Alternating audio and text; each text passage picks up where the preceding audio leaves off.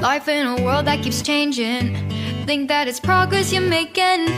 Copy and paste pretty faces all the time. Pictures so perfect we play. Hello wonderful people, welcome back again to Anointed Lady TV, the home of news and politics. And we drop news every day, and we also react to every videos that comes our way. If it is your first time in this channel, you are highly welcome. Thank you so much for stopping by. And if you are returning subscribers, we appreciate you for your massive support, and we say may God richly bless you all for supporting this channel. And if you haven't subscribed, please kindly smash on the subscribe button, put on the bell so you get to know anytime we drop a new video. I have a video to present to you this very moment, and I will be watching that video with you. And after watching, let's drop our opinion constructively at the comment section, like our videos, and also share our videos if possible. Bye for now. Well, let's begin what's trending. With the federal government's withdrawal of the approval granted to Emirates Airlines for their winter schedule, well, the federal government, in a move signaling reciprocity of action on Thursday, reduced the carrier's daily flights to Abuja to just once a week, following the decision of the United Arab Emirates to cut Nigeria's Air Peace flight operations to the Emirates to once a week. In February this year, Emirates Airlines stopped flights to Nigeria when its operation was put on hold by the federal government following its demand for Nigerian travelers to take the rapid COVID test 4 hours prior to their flight, a move that was condemned by the aviation minister, Hadi Sarika, as discriminatory. The ban was lifted on November 26th after the UAE agreed that rapid tests would no longer be required for passengers traveling to Dubai. Well, first, I'd like to congratulate Nigeria and the Nigerian Civil Aviation Authority for this act of reciprocity. I will tell you, last week I was in Dubai, and we thought that we didn't need to take the rapid test before we got on our flight. Because obviously the UAE said they no longer require that. Do you know that when we were about to go to the airport, they told us that we had to do that rapid test? And we did that rapid test before, and a lot of visitors, a lot of people that were going to come for the Arise Fashion Week show could not get on that flight because they thought that we would not require those rapid COVID tests. I mean, this thing has been going on with Nigeria and the United Arab Emirates for months now. Like I said earlier, you know, we had a ban in February because of this rapid test. And the fact is, Emirates Airlines have been responsible for a lot of criminal acts. You know that during that ban, they had been charging passengers money. They had been announcing flights, that they were going to resume flights. And during that period, at least they did it like 4 times. During that time, they charged Nigerians money. I mean, if this were to happen in any country, if this was to happen in Nigeria, they will ban Nigerian flights from ever entering their countries. Dr. Abati, I want to start with you on this story. Okay, you made a point about reciprocity. Yes. Nigeria and Emirates flights, you know, we've been on it for more than a year. And then last week or so, there was that announcement that, the Nigerian government had now finally lifted a ban on Emirates flights to Nigeria. But then again, you know, there's something called bilateral air services agreement. Under the bilateral air services agreement that you sign, there is consideration on both sides. And we've complained about this all the time, that oftentimes Nigeria signs these agreements, it doesn't get its own part of the bargain. And Nigeria is just holding the short end of the stick. And I guess within a week, it was realized that this would be to the advantage of Emirates Airlines and the UAE. The Emirates Airlines in particular, was going to be coming to Nigeria, was given the opportunity to have 21 flights. 21 flights. To Nigeria in 1 week. Correct. Both in Abuja and also in Lagos. Meanwhile, Nigerian Airlines are not allowed. Even the Air Peace flight that took you guys to Dubai, yes, you know, it was just because of intervention of the authorities. Correct. Air Peace was not going to be allowed. So what is the point? If Emirates Airlines will be flying in and out of Nigeria 21 times a week, and Nigeria will be struggling to allow just one airline to get into Dubai once a week. So what Captain Musa Nuhu, who is the man who signed, you know, this reversal, and I guess he has the support of Hadi Sarika and other relevant agencies. What, the aviation sector in Nigeria has now done is to say, no, it has to be reciprocal. The concern previously was about Emirates Airlines management of COVID-19 protocols, which you again referred to. But this time around, you cannot have 21 flights into Nigeria in 1 week, and one airline that can come to Dubai will be struggling with one flight. Okay, so it's reciprocal. You come into Abuja once a week. The Nigerian airline that has access to your Dubai airport will come in also once a week. 50-50, fair no is cheating. fair. No cheating, 50-50. So I think the Nigerian authorities, the NCAA in particular, and the Ministry of Aviation, summoning the courage to act in this kind of decisive manner is commendable. Yes, Otherwise, absolutely. the kind of thing you find in Nigeria is that people who have been given positions of authority for reasons unknown to us, often disappoint Nigeria. Yes. And they tend to throw their own country under the bus. So I like it when the Nigerian authorities stand up for the country and say we will not be treated shabbily. Yes, I'm just really upset about the amount of money Nigerians have lost with this airline at this point, Tundu Abiola. Which is why the government has taken a stand. I don't like it. I love it. Yes. Quid pro quo. Yes. Give it to me, People give it have to to me, be yes. put in their place. It has to be communicated as strongly as possible that you cannot jerk us around. We cannot be abused. And I think this is just the best thing ever. They have come to the defense of their citizens. Good. Fantastic. Rufai. I mean, very, very happy towing the line of Tundu. In fact, I feel like speaking my very funny French this morning, not great French, je suis très content. I am so happy, very happy at things like this. Because you see, when you look at it, it is always us on the receiving end. And concerning the monies they've collected from Nigeria thus far, they said they were going to fly. They should bring in, Federal Competition Agency into this and Consumer Protection and Safety Council, headed by Dr. Babatunde Erikara. He should investigate those cases. Nigerians that bought those tickets should forward those tickets to Dr. Babatunde Erikara at the helm of that agency. He should investigate. I know he's going to do a fine job as regards that. Secondly, it's good, Dr. Abati, you raised this issue of this, base agreements we normally have across countries with BESA agreements we normally have across countries with airlines. Because I'm also now going to extend that to the UK. We signed an agreement with the UK, but the agreement is not balanced. Britain has 2 airlines coming in, British Airways and Virgin. Where's the Nigerian airline going to Britain?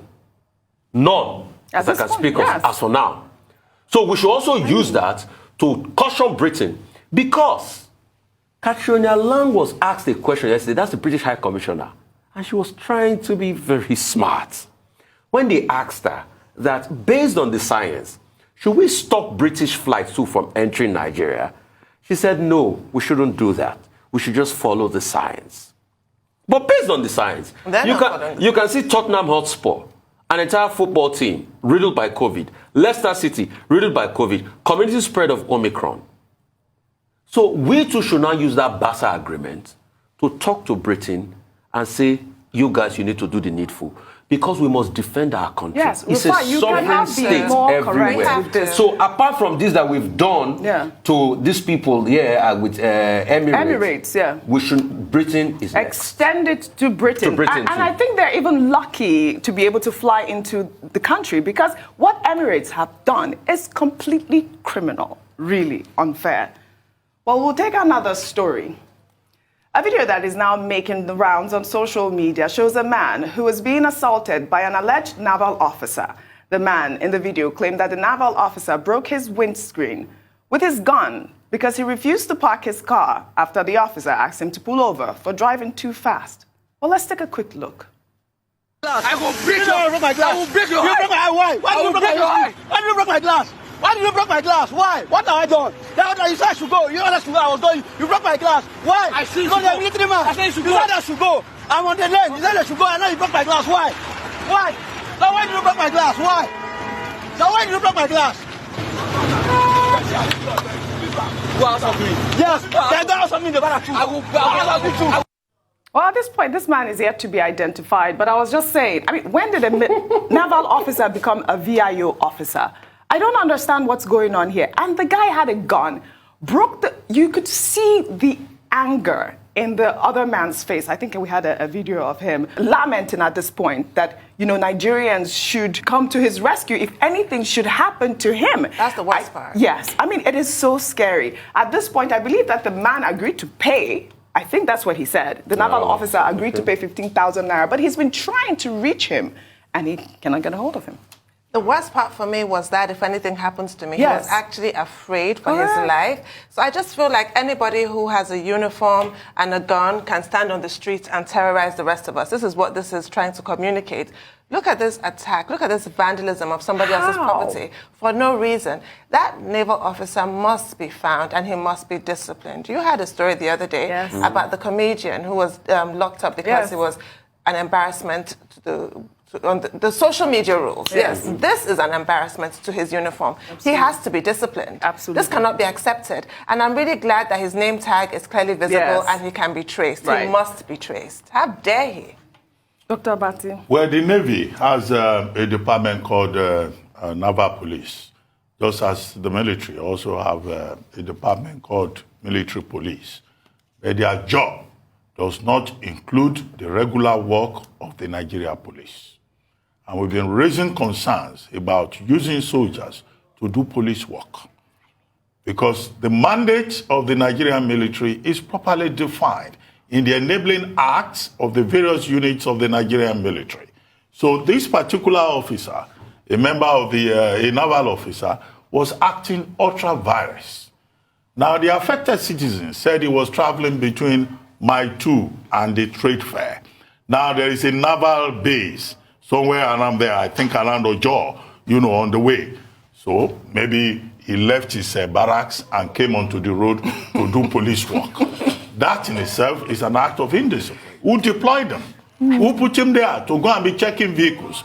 He said the man was overspeeding. That's not part of the job of the Navy.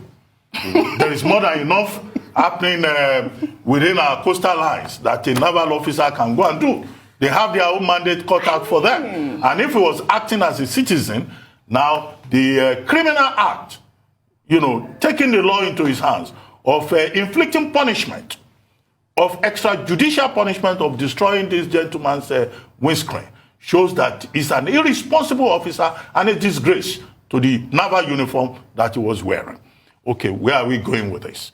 Where we are going is this, that the Navy, the naval authorities, they have a duty to identify this man and make sure that he's immediately court-martialed and committed to the guard room, and that appropriate punishment is meted out to him. Because it is this kind of disgraceful behavior that continues to ensure alienation between the people and security agencies. You recall that during the NSAS protest in Lagos, one of the demands with regard to the police, which you can extend by the NSAS protesters, is that there is a need for psychiatric audit of uniformed persons. This particular officer confirms it, that many of the people in uniform have mental health issues. And I think that the gentleman who has gone to the social media to publicize his plight should not stop at that.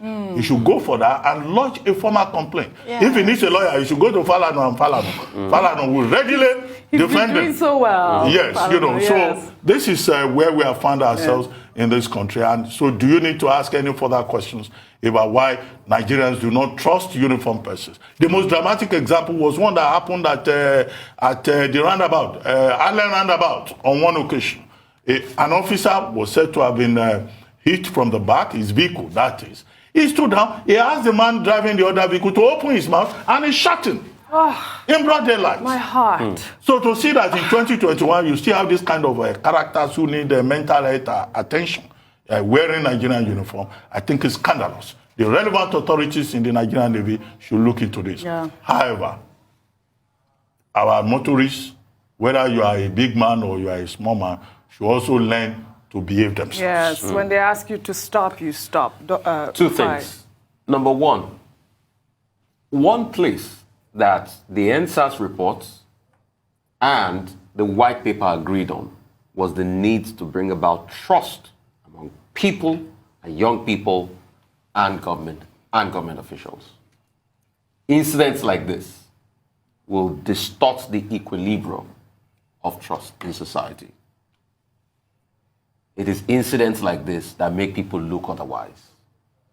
Uniformed men should understand that the civilians you call bloody are the ones you are supposed to serve. And they must be corrected. And secondly, who told him the man was overspeeding? Show me one Lagos road that has a speed limit, except for 3rd Mainland Bridge that I know of, that is 70 miles per hour. Show me one place that at the start of the road there's a speed limit. Where are the speed cameras? This is the function of FIS, the Federal Road Safety Corps. This is the function of other state road agencies. So why is he doing this? It just shows the high-handedness. And that spirit of subjugation they have. They always want to pull other people down. Right. It also behoves on the government to set the laws in place. I've just said something. I hope they do it. It is time we start having speed limits on roads in Lagos. Very good. Well So we said. know those that are speeding or not. Because most Lagos roads, no speed limits. Wanted to add Well, something. the BIS, Vehicle Inspection Service, they say they put cameras around the Lagos street. The Federal Road Safety Commission said they were going to do something about speed limits in the year 2021. What have they done? How far have they gone with it? All right, then. We'll take our final story in Italy with reactions. Following a declaration by Pope Francis that lust is not the worst of the 7 deadly sins. Well, according to the pontiff who made the declaration on December 6th, there was indiscretions than sex outside marriage. The leader of the Catholic Church disclosed this to reporters on board the papal plane after accepting the resignation of Paris Bishop Michel Opiti, who had an affair with a woman. Pope Francis said the bishop, who has since asked for forgiveness, had resigned not because he had sinned, but because the gossip about him had left him in a position where he could no longer govern the diocese, further stating that sin of the flesh were certainly sins, but not as great as sins such as hatred and pride, and that the bishop had been a victim of an injustice. Reacting to the Pope's statement, Afrobeat musician Seun Kuti referred to the Pope as a bad boy. On Instagram, the musician wrote a post stating, "So wives, forgive your husbands, but more importantly, husbands, forgive your wives." This is so, I don't know, Dr. Vati, I'm coming to you on this story immediately. Because, should husbands forgive their wives and should wives forgive their husbands? Because obviously, the Pope has spoken. Well, I don't think that the Pope is recommending cuckoldry or adultery. I assume that Seun Kuti, probably the big bird Kuti, Yes. As he calls himself on social media, I think he probably was taking the Pope out of context. And he was probably making the statement in jest. So I'm even surprised that people are taking his comment so seriously. Yeah. Because he even referred to the Pope as a bad boy. Bad boy. Okay, so, typical Kuti tradition Yeah. of what they call yabis. But I think the point that the Pope was making should not be lost on us. He didn't say that committing adultery or, getting involved in untidy relationships is Was not okay. He a wasn't sin, yeah. endorsing it. He was saying it's a sin, yes, but there are greater sins. Sins about hate, about pride. And this is a Pope who has been speaking a lot about global peace, about crisis in the world, about the need for global solidarity. Yes. And look at what pride and hate, those two major moral evils and omissions have caused in different parts of the world. Whether you are talking in terms of how the Chinese treat minorities in Xinjiang and other parts of China, or you're talking about the kind of conflicts that we have across Africa, putting Africa behind, or the kind of conflict you have between China and Russia and Australia, or that you have between China and the United States. It's all about pride, it's all about hate, it's all about, so I think that the Pope's statement should be taken beyond the Archbishop of Paris, who found himself in an untidy situation. Yeah. And that, some of these archbishops who go out of line, that in itself is a major issue in the Catholic Church. Of course. How the church responds to that. And even before the present Pope, that issue had been on the table. So I think that Seun Kuti makes the subtle point that the Pope was trying to make. So I don't think this is about promoting incestuous relationships or adultery or cuckoldry or the church carrying the banner for immoral relations. Not at all. You know, but he's not alone in his thoughts, though, Tundu, our pastor. He's not alone. Who's a lot not of people, alone? Sheun Kuti, a lot of But the people Pope didn't talk are, about adultery. He right. was just talking about... the fact that it's a lesser crime than hatred or Yes. gossip, exactly. Which it is. Yes. And even the Bible recognizes that, and the Bible is the authority. I imagine that the Pope would be citing, Yes. seeing as he is the Pope, talking about, Jesus himself. If you have those Bibles that have red letters, I'm sure you have one, Dr. Abati. No, I have a whole